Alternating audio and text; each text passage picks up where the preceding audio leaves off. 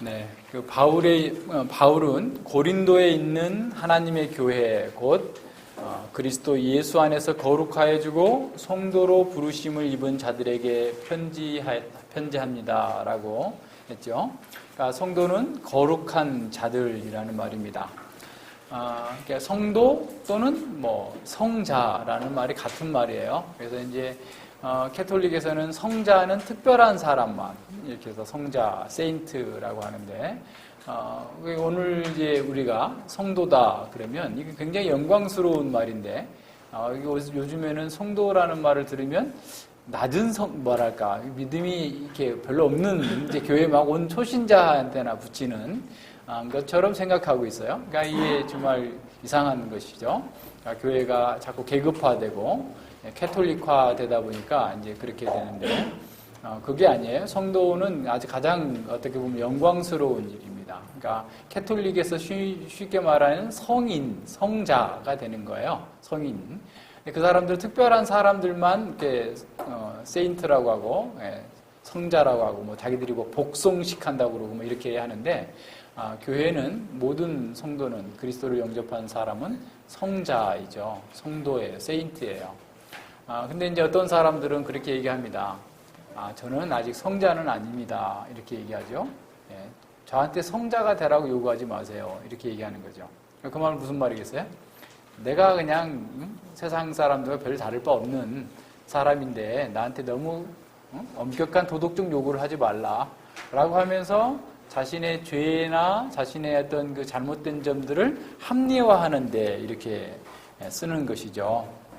그러나 이 성도가 된다라는 것은 가장 인간적인 사람이 된다라는 거예요. 그러니까 원래 하나님께서 만드셨던 하나님의 형상의 회복을 사실은 이 성도인 거죠. 그러니까 이 세상의 사람들은 테레사 수녀도 똑같아요. 이 세상 사람들하고 똑같습니다. 무슨 대단한 사람 아니에요. 다 자기 육신의 영광 추구하고 이렇게 살고 그것을 어떻게 보면 언론이나 카톨릭 교회에서 과대 포장해가지고 이 세상 사람이 아닌 것처럼 비정상적인 어떤 탁월함을 나타내 보인 것처럼 얘기하지만 이 세상 사람과 똑같은 비정상적인 사람인 거죠.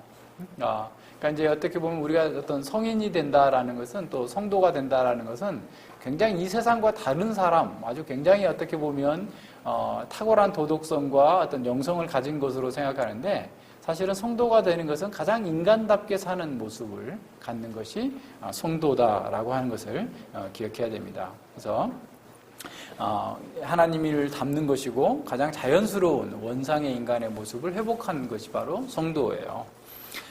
거룩함은 성경 전체에서 나타나는 하나님의 현저한 특성입니다. 그러니까 하나님 거룩하신 분은 오직 한 분, 하나님 분이시죠.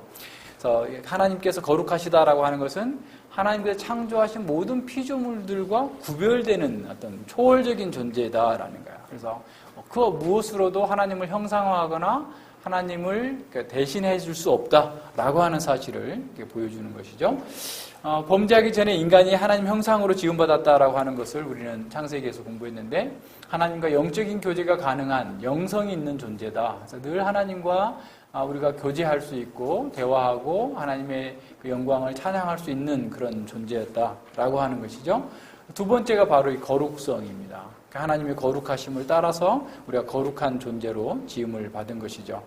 그러니까 존재 자체가 거룩했다라는 것뿐만 아니라 그의 활동 전체가 하나님을 위하여서 활동하고 또 모든 면에서 순결한 삶을 사는 것, 이것이 인간이 가지고 있었던 그 하나님 형상으로서의 도덕성이죠.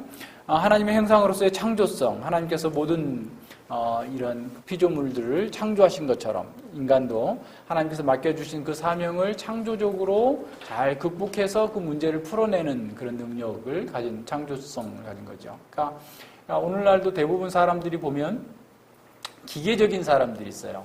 예를 들어서 뭐 하라고 그러면 딱 그것만 해. 그럼 그 옆에 거랑 같이 동일한 거 있으면 가령 그죠? 예. 동일한 거 있으면 같이 해야 되는데 딱 그것만 하는 사람들이 있잖아요.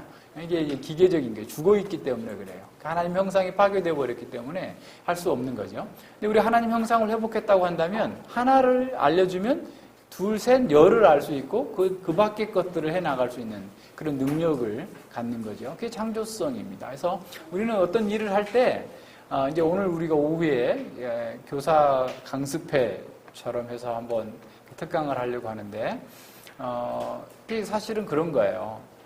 우리가 이런 창조성을 갖는다라는 것은 어떤 거냐면 생각을 하는 거예요.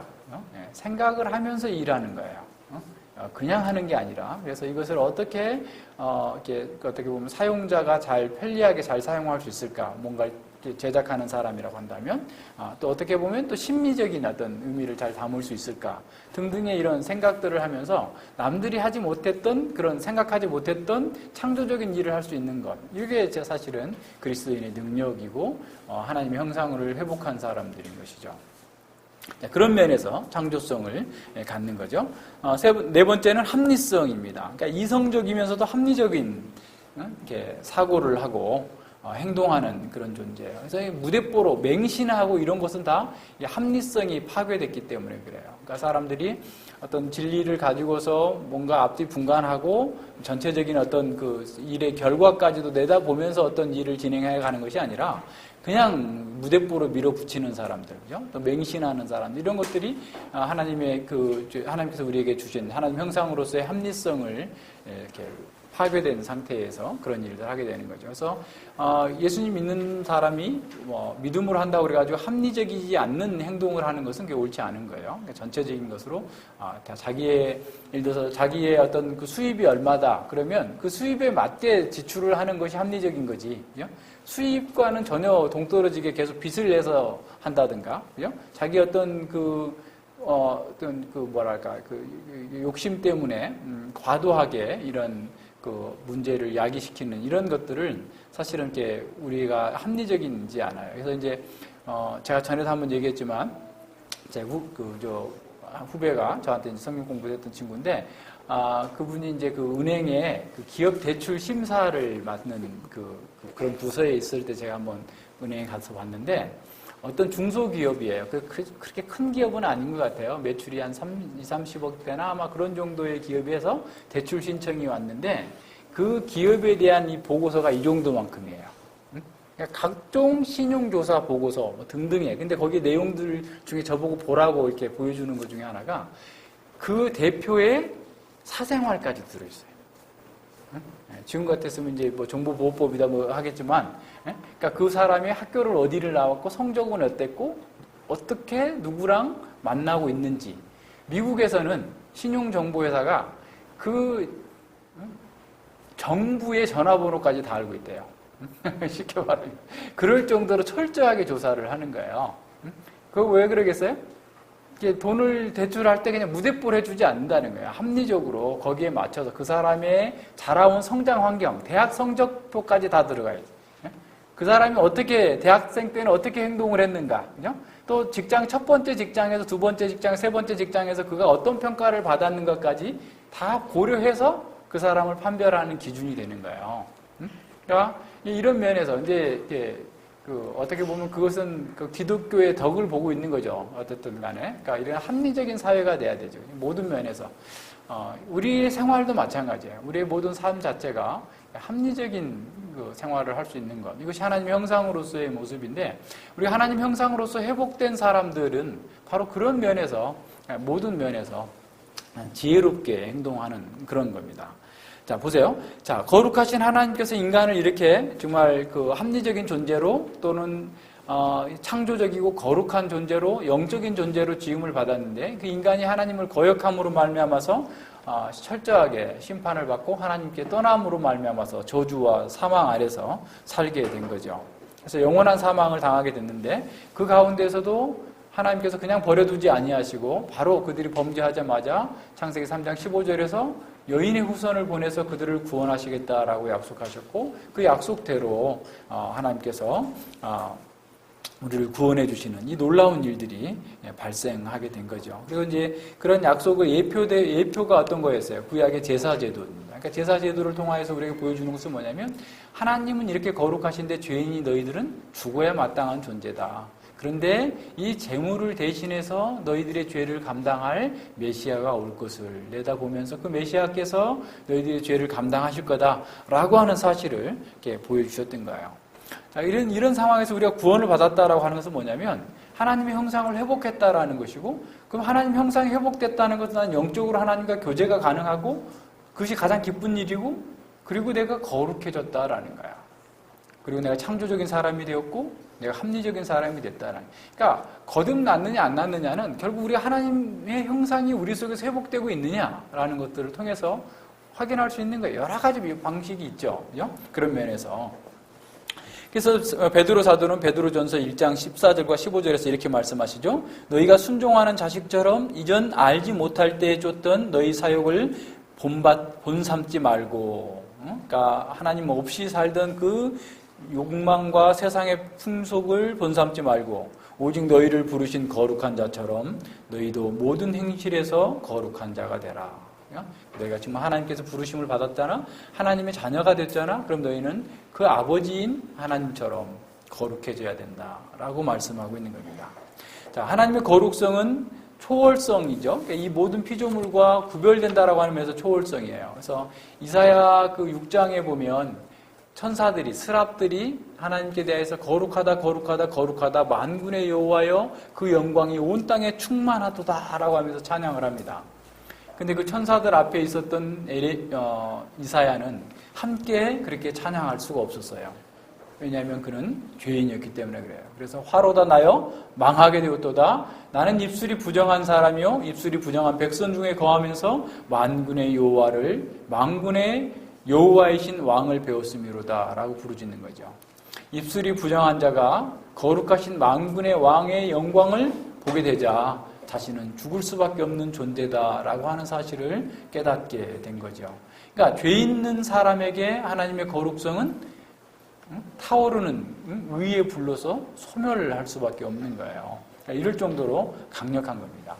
누가복음 5장에 보면 깊은 데로 가서 그물을 내려서 고기를 잡으라 라고 했더니 씩씩거리면서 갔던 그 베드로가 그물이 많이 잡히자 예수님 발 앞에 엎드려서 주여 나를 떠나소서 나는 죄인이로소이다 라고 고백하게 된 거죠.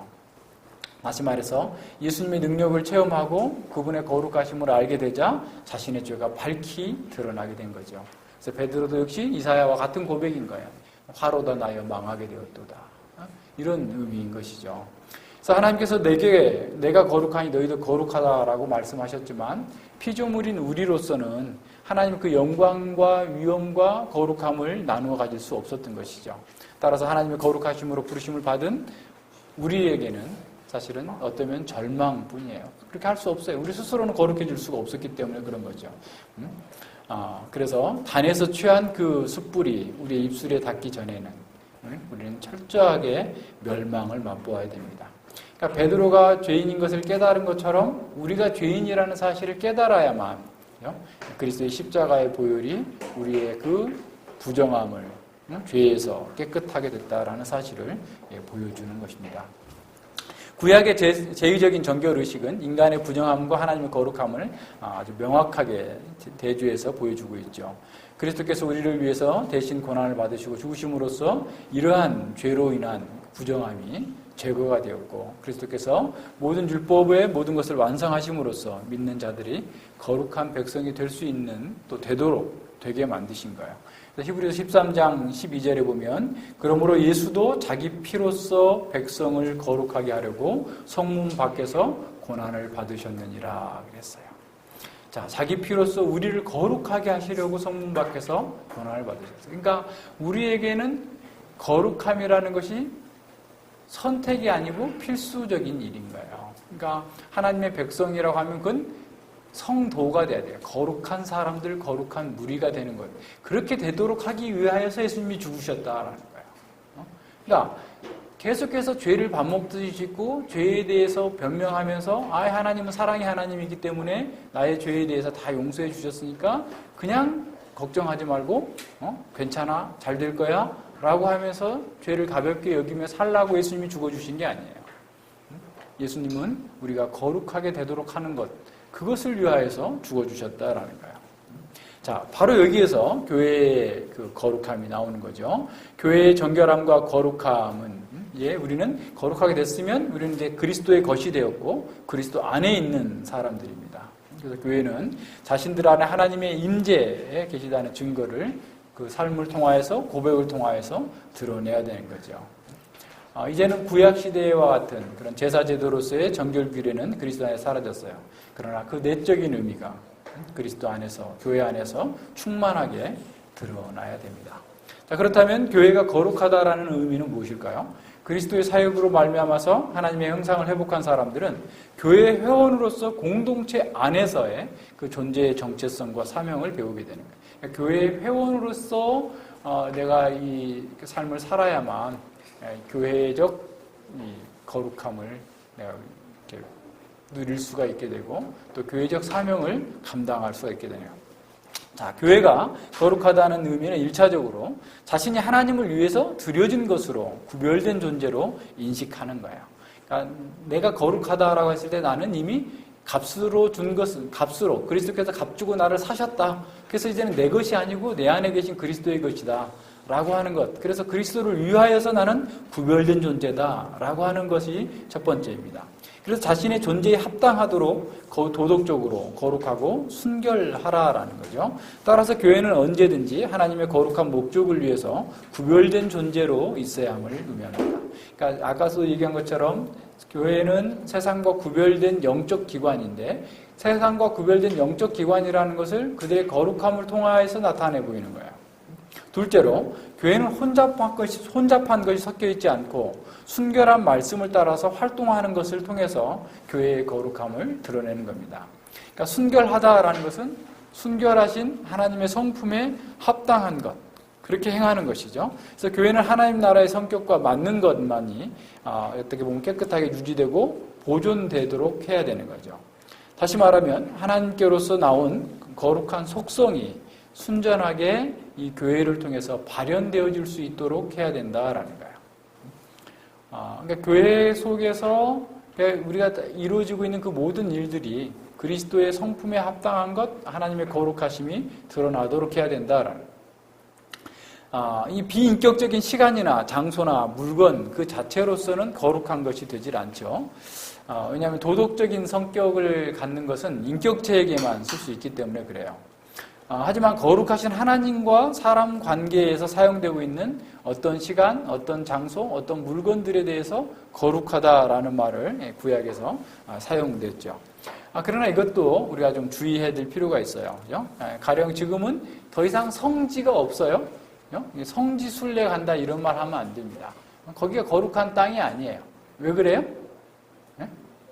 거기 하나님이 계시는 게 아니에요. 우리가 성전이에요. 예루살렘 성전이 문제가 아니고 하나님이 임재해 계신 곳이 성전이에요. 우리가 하나님께 드린 거룩한 안식일이다, 거룩한 주일이다. 왜 주일만 거룩한 게 아니에요. 우리는 모든 날을 거룩하게 여기는 거예요. 무슨 말인지 알겠어요? 왜? 내가 주님을 위해 드려지는 거니까. 무슨 말인지 알겠어요? 밥 먹는 거 거룩해요? 안 거룩해요? 어떻게 하느냐에 따라서 밥을 먹는데 주를 위해서 먹어. 그럼 그거 거룩한 일이에요. 청소하는데도 주를 위해서 하는 거 거룩한 거예요.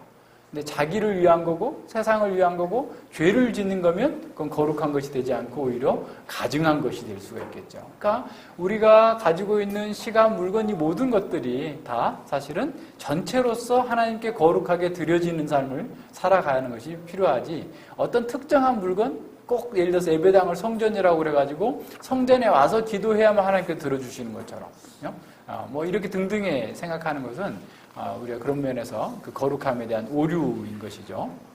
모든 면에서 우리는 하나님 앞에서 정말 그 하나님께 우리 자신을 드려지는 삶으로서의 거룩함이 우리의 삶 가운데에서 구현되어지는 것, 교회의 활동 속에서 나타나는 것, 이것이 교회의 거룩성을 보여주고 있습니다.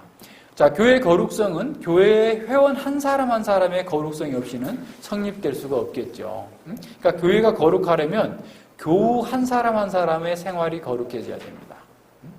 그러니까 어떤 사람은 거룩한 성도가 되려면 성경 공부하고 기도만 열심히 하고 전도만 열심히 하면 된다고 생각하죠. 그러면서 실제로 자신의 삶 속에서는 세상 사람과 다를 바 없이 살아요. 육신의 정욕을 따라 사는 거예요. 그건 거룩한 게 아니에요. 데살로니가 전서 4장 1절로 8절에 보면 정말로 형제들아 우리가 주 예수 안에서 너희에게 구하고 권면하노니 너희가 마땅히 어떻게 행하며 하나님께서 기쁘시게 할 것을 우리에게 받았으니 이미 가르침을 받았어요. 그러니까 하나님을 기쁘시게 하는 삶이 경건한 삶이에요. 그게 거룩한 삶이에요. 자, 근데 너희는 즉 곧 너희는 행하는 바라. 근데 더욱 많이 힘쓰라라는 거예요. 지금까지 열심히 거룩하게 살아왔지만 그 거룩함이 더 중진되게 하라. 더 주님께서 기뻐하시는 삶을 더 늘려가라라는 거예요. 우리가 주 예수로 말미암아 너희에게 무슨 명령으로 준 것을 너희가 아느니라. 하나님의 뜻은 이것이니 너희의 거룩함이니라. 하나님께서 너희를 왜 구원하는 줄 아니? 거룩하게 살도록. 하나님을 닮는 삶을 살도록 구원한 거야.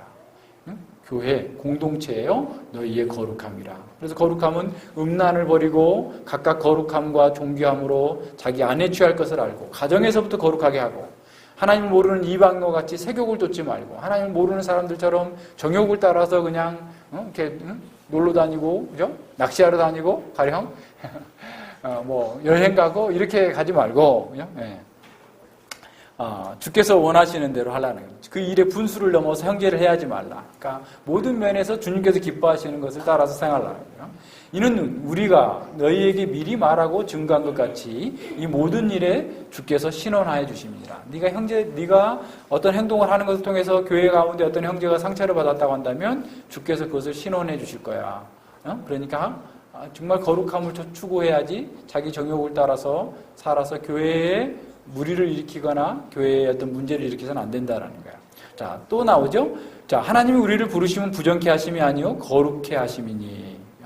거룩케 하심이니 그러므로 저버리는 자는 사람을 저버림이 아니요. 그러니까 거룩하게 행동하지 않는 사람은 그 사람을 버린 게 아니고 너희에게 그 성령을 주신 하나님을 저버린 거다. 그러니까 우리가 거룩하게 살지 않는 것은 사람을 저버리는 것이 아니라 성령 하나님을 저버리시는 거고 하나님을 저버리는 거다. 우리의 구원의 부르심의 목적에 반하는 행동을 하는 거다라고 말씀하고 있는 거예요. 자, 그래서 우리 각 개인이 삶의 현장에서 거룩함을 드러내야 됩니다. 하나님께서 기뻐하시는 도덕적으로 순결한 삶이 드러나야 돼요. 그래서 우리의 성경 공부나 우리의 신학의 목표는 1차적으로 하나님을 닮는 것이어야 돼요. 그러니까 하나님의 성품을 닮는 것으로도 드러나야 되죠. 거룩하게 되는 것이어야 됩니다.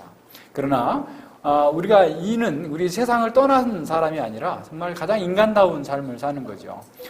주님의 이름, 하나님의 이름이 거룩히 여김을 받으시오며라고 기도한다면 우리의 삶 가운데서 우리의 존재 전체가 하나님을 영화롭게 하고 하나님을 거룩히 여김을 받도록 살면서 기도해야 되는 것이죠. 자신의 생활하는 모든 영역에서 이렇게 말하는 것, 그죠?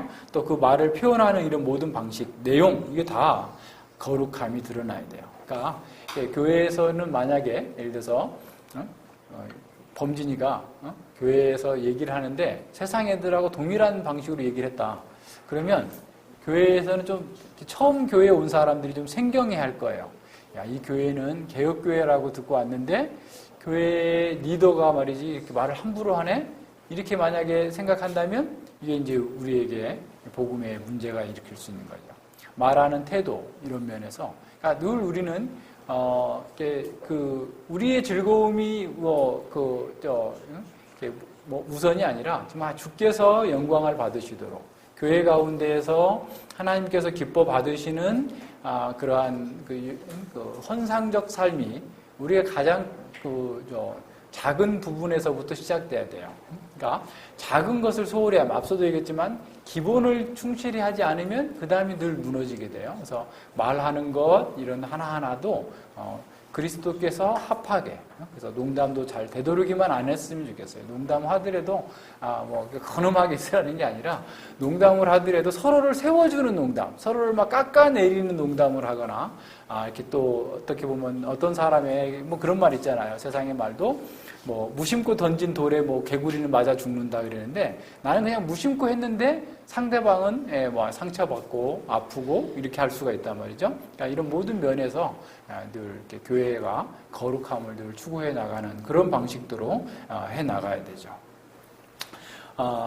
또 이게 하여튼 여러 가지 있어요. 그러니까 기도 많이 하고 성경 공부 많이 한다면 그걸 자랑까지 하죠. 뭐 기도도 많이 하고 성경 공부도 많이 하는데 문제는 뭐예요? 삶에서 변화가 나타나야 돼. 거룩함이 드러나야 돼. 그러니까 이런 건 자랑할 일이 아니에요. 그리고 정말 자랑한다면 그리스도를 자랑해야지. 십자가를 자랑하지. 나같이 어리석고 무지한 자를 주께서 이렇게 깨닫게 하시는 은혜 베푸셔서 이렇게 그나마라도 알게 된 것. 그러나 내가 받은 은혜보다 내가 하고 있는 짓은 너무나 또 이렇게 미약하고 어리석게 행동합니다. 라고 하면서 겸손하게 이렇게 나가야 되는데 뭔가를 자꾸 남분이 안 한 것을 한 것 때문에 우리가 교만해지면 우리의 그 말과 행동은 주님께로부터 더 멀어진 거다라고 하는 사실을 기억해야 됩니다.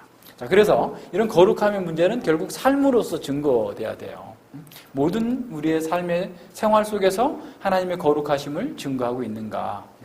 우리의 모든 삶의 영역에서 하나님을 기쁘시게 하는 경건함과 거룩함을 열심히 추구하고 있는지, 우리는 그것을 위해서 부르심을 받았는데, 그것을 위해서 구원을 받았는데 자꾸 우리의 방식에서 머물러 있거나 이렇게 오히려 퇴보하고 있지는 않는지, 이런 걸 한번 생각해 봐야 됩니다. 그래서 우리는 날마다 거룩함에서 성장해야 돼요. 날마다 매일매일 성장하는 그런 모습들을 이제 보여야 되죠. 이것이 성화이죠. 이게 동방의 신학자들은 이걸 신격화라고 그래요. 신격화. 우리가 하나님 신처럼 되는, 하나님의 아들처럼 된다라고 해서 신격화라는 표현을 할 정도로 우리가 그만큼 어떻게 해야 된다는 거예요. 거룩함에 대한 열정을, 뜨거운 열정을 가지고 전진해 나가야 된다. 그런 의미예요. 그래서 앞서 얘기한 것처럼 거룩함, 성화는 두 가지 의미를 다 포함하고 있는 거죠. 우리의 성품에서 죄의 오염과 부패를 제거하는 것이면서, 두 번째는 우리에게 주어진 새로운 생명을 통해서 하나님께 온전히 헌신된 삶을 살고자 하는 방향으로 자꾸 온전해지는 거예요. 강하고 온전해져요. 그러니까 지금은 좀 부족할 수 있어요. 그렇지만 점점 강하고 온전해져야 되는 거죠. 그래서 하나님을 대적하는 죄를 버리고 삶의 모든 영역 가운데에서 적극적으로 하나님께 헌상하는 삶으로 나아가는 거죠. 그래서 하나님의 성품을 의식적으로 우리의 삶 가운데서 적용하는 그런 노력들을 해나가야 돼요. 그래서 거룩함의 증대, 거룩한 습관의 증대가 성화다라는. 그러니까 우리의 삶 가운데서 주님을 기쁘시게 하는 삶이 자꾸 늘어나야 돼요. 이렇게 집도 깨끗하게 하고, 잠자는 시간도 일정하게 하고, 만나는 사람들도 또한 어떤 면에서 뭐라 그럴까, 이렇게 좀 정리할 필요가 있어요. 정리할 필요가. 그러니까 그 만나는 목적도 주를 기쁘시게 하는 거. 가서 믿지 않는 사람 만날 수 있어요. 그 만나지 말라는 게 아니에요. 우리 모든 사람들 다 만나지만 그 만나는 목적에서도 늘 주님을 기쁘시게 하는. 그러면 주님을 기쁘시게 하면 나에게도 유익하고 만나는 그 상대방에게도 유익하게 늘 나타날 수 있도록 가는 그런 방식으로 나아가야 됩니다. 그래서 이 거룩함은 필연적으로 선한 생활로서 드러나게 돼요. 선한 생활, 선한 일, 하나님께서 기뻐하시는 일을 하도록 나타나게 됐다는, 하나님을 사랑하고 하나님의 말씀에 순종하고 하나님의 영광을 드러내고자 하는 그런 모든 삶의 그 목표를 향해서 나가게 되는 거죠. 그래서 교회는 거룩하신 그리스도의 몸이기 때문에 당연히 우리는 존재론적으로는 거룩해요. 거듭난 사람은 존재론적으로는 거룩한 사람이에요. 칭의를 받았어요. 의롭다 칭함을 받은 사람들이에요. 그렇지만 실제 우리의 삶 속에서 거룩함에서 날마다 자라가야 돼요. 행위론적으로 계속해서 자라가야 됩니다. 그래서 하나님의 말씀을 아는 것에서, 그리스도를 아는 면에서 자라가야 되죠. 그래서 청교도인 존 오웬 목사님이 이렇게 말씀하셨어요. 거룩이란 복음을 우리 영혼에 심고 기록하고 실현하는 거다. 거룩은 복음을 우리의 영혼에 심고 기록하고 그것을 구현하는 것, 실제로 나타내는 것, 복음의 능력을 나타내는 것, 그것이 거룩함이다라는 거예요. 자, 이를 위해서 우리는 하나님께서 기뻐하시는 것과 미워하는 것을 분별할 수 있어야 돼요. 분별력이 늘 문제입니다. 그러니까 이 분별력. 지난주에 우리 가정예배 지침서 보면서 우리가 같이 생각해 봐야 될 것들이 어떤 거였어요? 정말 지식이 지혜로 발전하지 않으면 안 된다는 거예요. 지식이 지혜로 발전한다는 게 무슨 말이겠어요? 지식을 내 삶에 적용할 수 있어야지 거기에서 삶의 능력이 나타나는 거예요. 그러니까 지식만 가지고 있어서는 안 돼요. 그건 기계적인 지식이에요. 그 지식이 지혜로 우리의 삶 가운데서 구현돼서 나타날 때 모든 문제를 해결할 수 있는 능력이 생기는 겁니다. 그렇게 하려면 어떻게 해야 되냐면 생각을 많이 해야 돼요. 묵상을 해야 돼요. 지난주에도 어떤 분을 만났는데 목사님 제가 오늘 한 설교를 한 3개를 들었어요. 창세기도 듣고 뭐도 듣고 이렇게 했는데 좋은데요? 그래서 내가 하나만 듣고 그만큼 생각을 하세요. 많이 듣는 것 물론 좋아요. 뭐 나쁜 거 아니에요. 그런데 많이 듣는 거 하나를 들은 것만큼 그만큼 생각해야 돼요. 그래야 지혜가 생겨요. 그래서 전에도 한번 얘기했죠. 조정래 작가가 자기에게 30시간이 있다고 그러면 10시간을 읽고 10시간 생각하고 10시간 쓰는 거예요. 직업적인 작가니까. 자, 우리는 그러면 성경 공부 1시간 반 했으면 1시간 반 생각해야 돼요. 그래야 나에게 그게 지혜로서 연결이 돼요. 그냥 지식만 그냥 많이 쌓아놨다고 해가지고 그것이 나의 삶과 그냥 아는 것 같은데 실제 삶에서는 그걸 적용할 수가 없어요. 가령. 그렇게 되면 안 되는 거예요. 그래서 하나하나 굉장히 내용들이 많아요. 사실은. 여러분이 그냥 모르겠어요. 카톡으로 보내주는 거, 지금 사무엘상 보고 또 저녁에는 아마 에스겔 이렇게 보면서 그냥 슥슥슥 지나갈 수 있을 것처럼 보이지만 그 내용이 굉장히 깊은 내용들이 많아요. 그 내용 속에. 그래서 그거 하나 붙들고 하루 종일 묵상해도 부족할 만큼 깊은 내용들이 있는데 어떻게 하시는지 모르겠어요. 그러니까 우리가 이런 거룩함에서도 마찬가지지만 늘 말씀을 늘 생각해야 돼요. 그래서 공부하는 것도 중요하지만 늘 생각해야 돼요. 묵상해야 돼요. 계속 묵상해야 돼요. 묵상하지 않으면 우리 것이 안 돼요. 우리 것이 안 돼요. 내가 살 수가 없어요. 내 것으로 만드는 그 일이 그렇게 중요해요. 그래서 이런 면에서 여러분 잘 생각해 보시기 바랍니다. 성경을 공부하지 않는 사람의 문제는 그 분별력을 가질 수가 없기 때문에 그래요. 그러나 하나님의 뜻을 모르면서도 또한 열심을 내면 또 이제 문제가 일으켜지는 거죠. 로마서 10장 2절로 3절에 보면 내가 증거하노니 저희가 유대인들이 하나님께 열심히 있으나 지식을 쫓는 것이 아니라 하나님의 의를 모르고 자기 의를 세우려고 힘써 하나님의 의를 복종치 아니하였느니라 그랬어요. 그러니까 하나님의 뜻을 모르면서 열심히만 있다가 오히려 열심히 했는데 정말 최선을 다했는데 오히려 하나님의 의에 복종하지 않는 결과를 낳게 될 수 있다는 거죠. 그래서 우리 뭘 하든지 간에 분별력 있게 이런저런 것들을 잘 분별해서 해야 된다는 겁니다. 하나님의 의를 모르면서 자기 의를 세우려고 힘써 일하게 되는데 이는 하나님의 의를 복종치 않는 결과를 낳게 됩니다. 다시 말하면 죄를 짓는 것이 됐다라는 것이죠. 자, 이런 경우에 하나님께서는 징계하세요. 믿는 사람들이 이렇게 하면 징계해요.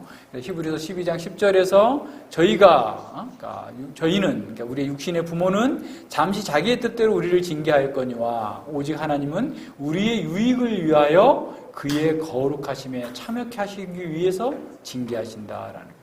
하나님께서 정말 하나님의 백성이 거룩함에서 진전되려고 하지 않고 자꾸만 어떻게? 세상과 닮아지려고 하고 세상 방식으로 가려고 하면 하나님이 자꾸 징계의 매를 드시는 거예요. 그래서 우리는 그런 하나님께로부터 징계를 받고 있다라고 느낌이 온다면 속히 회개하고 하나님께서 원하시는 방식으로 살겠다라고 해 나가야 되겠죠. 그래서 거룩하게 하는 것이 하나님께서 우리의 징계의 목적이에요. 그래서 점도 없고 흠도 없이 깨끗한 자가 되도록 우리의 양심에 가책받는 일들이 있다면 그런 것들을 다 버리고 새롭게 되어질 수 있도록 해야 되는 거죠. 자, 이것이 우리의 징계를 통해서 거룩하게 되는 그 유익인 것입니다. 이것이 참된 영적인 아버지 권위에 순복하는 이유이기도 하고요. 자, 교회의 거룩함은 거룩한 성도들이 그리스도 안에서 영적인 혈연으로 한 가족을 이루어서 한 생명으로 연결될 때 가장 잘 나타나요. 그러니까 교회는 아까 교회 얘기했는데 영적인 혈맹인 동맹이에요. 동맹이죠. 영적으로 정말 하나 된 가족이다라는 거죠. 이런 면에서 주께서 우리에게 요구하시는 그런 이상적인 공동체를 이루려면 날마다 자라가야 되는데 거룩하면서 함께 성장해 가야 돼요. 그래서 교회의 예배, 교회의 양육, 교회의 모든 사역을 통해서 우리는 이 일을 이루어 나가야 됩니다. 그래서 우리가 거룩함을 추구하는 것은 중세 수도자들처럼 금욕적인 생활 방식을 통해서가 아니라 성경을 공부하고 그 말씀을 자신에게 적용시키기 위하여서 기도하는 것을 통해서 자, 말씀을 적용하고 묵상하면서 계속 기도하는 거예요. 묵상하면서 기도하는 거예요. 제가 하나님 이런 면에서 좀 부족했네요. 제가 말을 함부로 했군요. 근데 제가 말한 것 때문에 어떤 형제가 상처받았을 수도 있겠는데 제가 이런 면에서 좀 고칠 수 있도록 주님 지혜를 주시옵소서. 그죠? 이렇게 자꾸 기도하면서 묵상하면서 기도하고 가령 계속해서 이렇게 나가면서 우리가 성장해 나가는 거예요. 자, 우리는 거룩하면서 함께 자라도록 부르심을 받았어요. 자, 그래서 성도의 교제가 있는 겁니다. 그래서 성도의 교제는 하나님의 말씀의 선포의 결과로서 나타나는데, 우리의 거룩함이 사실은 교회 안에서, 우리가 이 교회 안에서의 거룩한 성도의 교통에 참여하는 것이야말로 이 세상에서 누리는 가장 큰 은혜이자 영광이라고 생각해야 돼요. 그래서 교회에서 하나님 말씀을 듣고 또 나누고 체험하고 이렇게 하는 것이야말로 정말 가장 큰 복이다라는 사실을 생각해야 됩니다.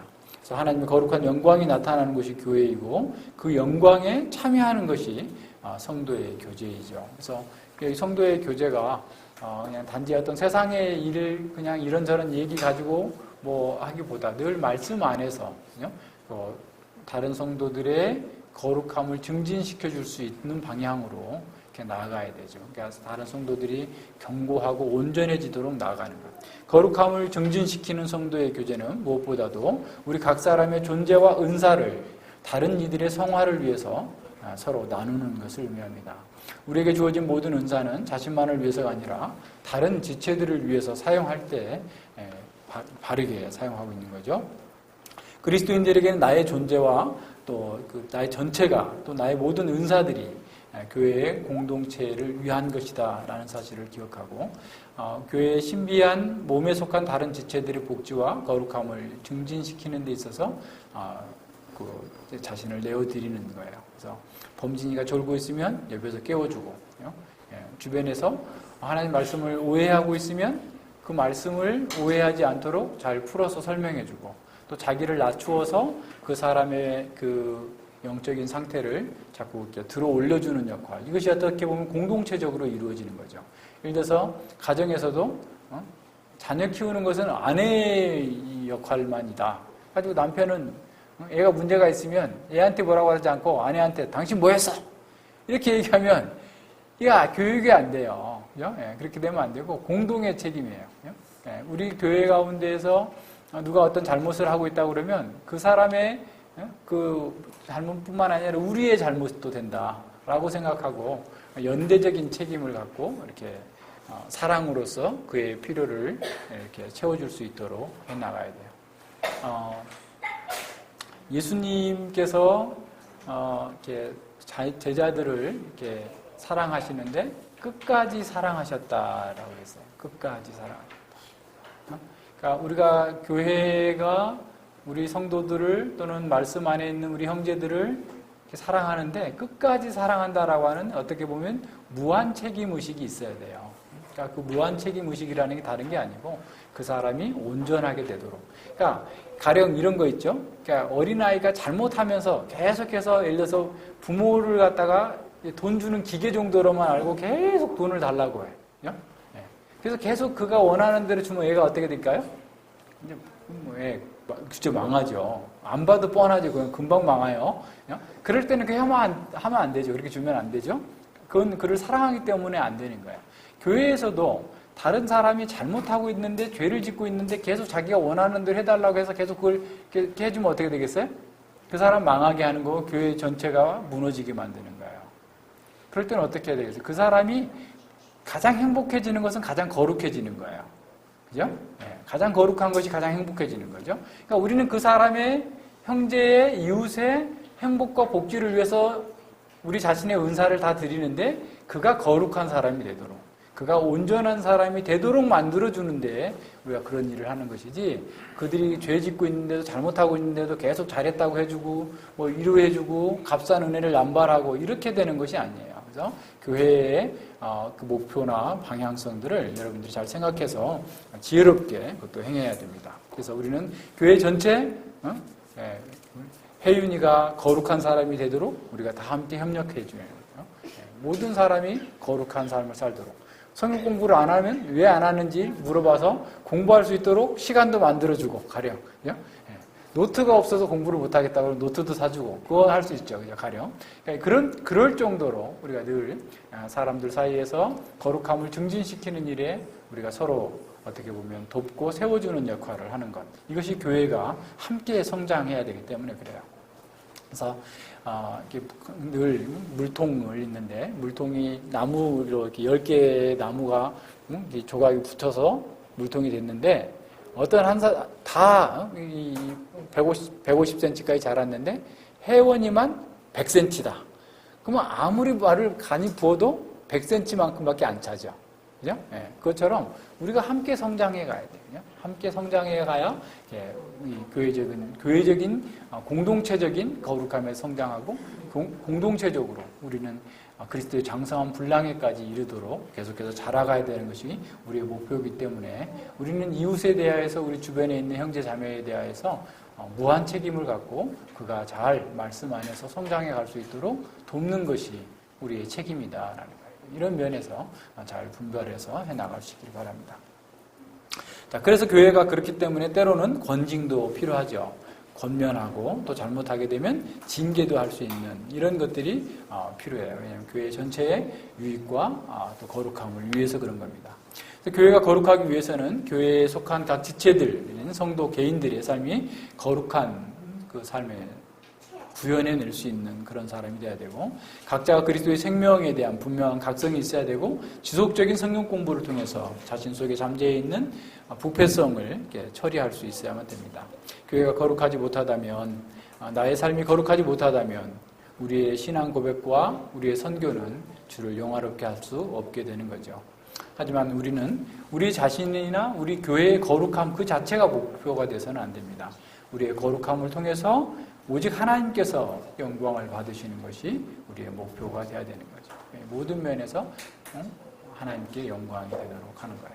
이런 면에서 우리는 이 교회의 거룩성, 교회의 성품을 우리 가운데서 또 우리 개인 속에서 우리 공동체 속에서 어떻게 잘 드러낼 수 있을지를 생각하면서 또 날마다 성장할 수 있기를 바랍니다. 기도하겠습니다.